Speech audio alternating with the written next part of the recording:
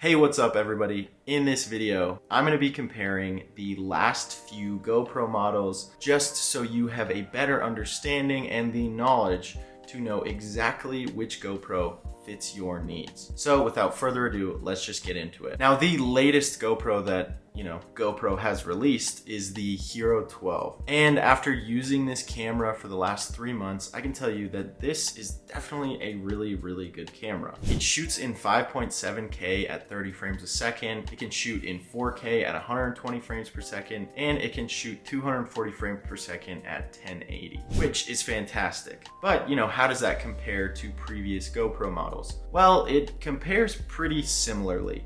The GoPro Hero 11 does the exact same thing, which for most people would be kind of a red flag to say the least. And why would I buy the newer camera when the older camera shoots basically at the same video resolutions and frame rates? Well, the one thing the GoPro Hero 12 offers differently is a few different color spaces. Now, to the average viewer and to someone who may not be super keen on editing videos or anything like that, basically different color spaces are just a way to make your footage look more cinematic and look more professional. Now, the two modes that the GoPro Hero 12 offers is GoPro Log and HDR mode. Now, HDR mode basically stands for high dynamic range, and dynamic range is essentially how much of your image is going to be blown out and how much of those shadows are going to be viable, or are they going to be super dark. So dynamic range basically describes the ratio of the brightest part of your image to the darkest part of your image. And that means from the darkest black point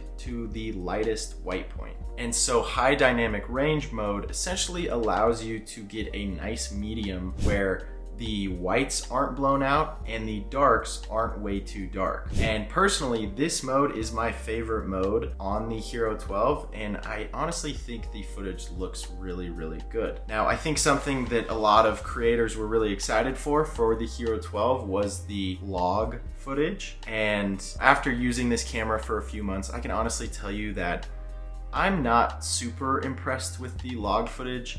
I personally think the shadows are way too dark and way too noisy. So much so that the shadows in the HDR mode actually look a lot better, which is kind of funny because log footage is supposed to preserve darks the best out of any modes in any camera. But in my opinion, I think it's just a little bit of a software issue that GoPro's going through right now. And personally, I think it will be resolved pretty soon. But for the average consumer, honestly, these modes probably mean nothing to you, and you probably don't even need to worry about them. So that's where the Hero 11 comes in. Like I said, the Hero 11 is basically the exact same as the Hero 12, except it doesn't offer those color spaces. So to anyone who doesn't care about log footage or doesn't care about high dynamic range, I would probably buy the Hero 11 and save yourself $150. There's certainly nothing wrong with going with the Hero 11. I've had the Hero 11 since it came out, and I absolutely love it. I personally was kind of reluctant on getting the Hero 12 because I was like,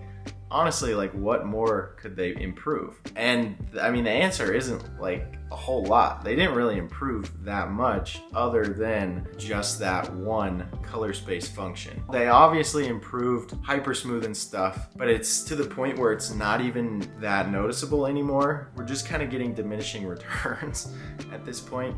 But yeah, it's just not super different. Now, when you compare the Hero 11 to the Hero 10, the difference is pretty noticeable. So even though these two cameras were only a year apart, the Hero 10 came out in 2021 and the Hero 11 came out in 2022. So just because these cameras were only a year apart does not mean that they really didn't have a lot of differences to them. And in fact, it's just the opposite. They have a lot of differences to them. You see, the Hero 11 is the first time that GoPro really increased their sensor size. The Hero 10 had a 23 megapixel sensor, and the Hero 11 is a 27 megapixel sensor, which is honestly, for cameras, that's a pretty large increase in megapixel count. And because of this, it allows you to film in 8x7, which is basically a 1x1 square. And you can't do that on the Hero 10.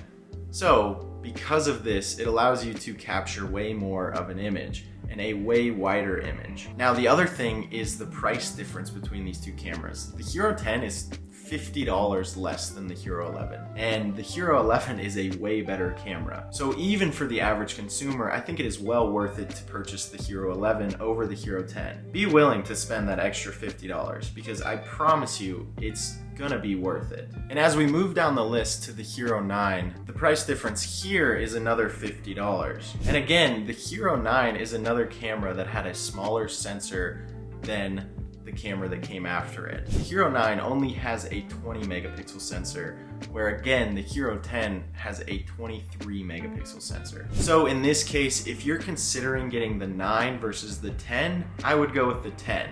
If you're considering getting the 10 versus the 11, go with the 11. If you're considering getting the 11 versus 12, unless you're a professional videographer who needs this camera for work, who needs to be able to color grade extremely well and worry about dynamic range and all of those other functions, get the 11.